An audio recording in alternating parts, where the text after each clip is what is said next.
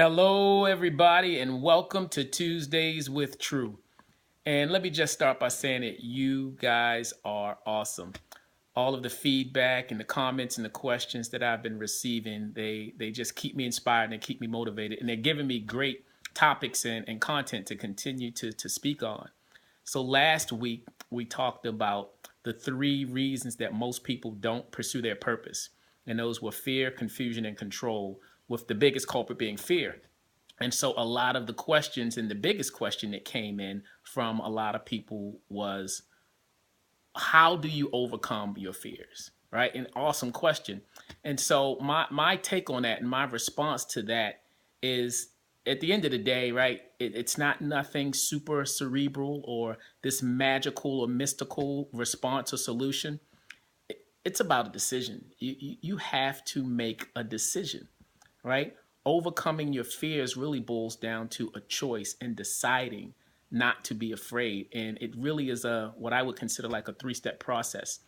You have to own it, you have to face it, then you have to kill it. You have to kill that thing. So thinking about your fears in the context of ownership, whatever you own, you control. I own my car, I control where I take it. I own my clothes, I control what I do with them. I own my house, I control what happens in my house. So you have to own your fears first. Just own them, because whoever owns something controls it. Now, once you've taken ownership of it and acknowledged and admitted that these are the things that you're afraid of, these are your fears, then you have to face it.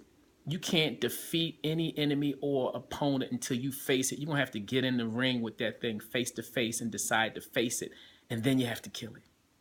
And the best way to kill your fears are to starve them.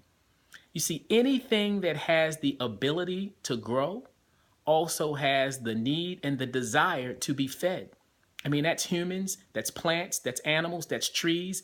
If it's something that can grow, it has a need and a desire to be fed. And your fears want to be fed. And they do whatever it takes, just like when you're hungry, they do whatever it takes to make sure they get fed. So you have to not feed your fears, but instead lead with love and feed the love, because we all know, we talked about it last week, that a well-formed love casts out fear. So whatever you feed will grow. So you have to make a choice and a decision not to feed those fears. And that's how you kill those fears. So you have to own it, you have to face it, and then you have to kill it. All right, guys, thank you once again. I look forward to your comments, thoughts, and feedback. Until next week, Tuesdays with True. Peace.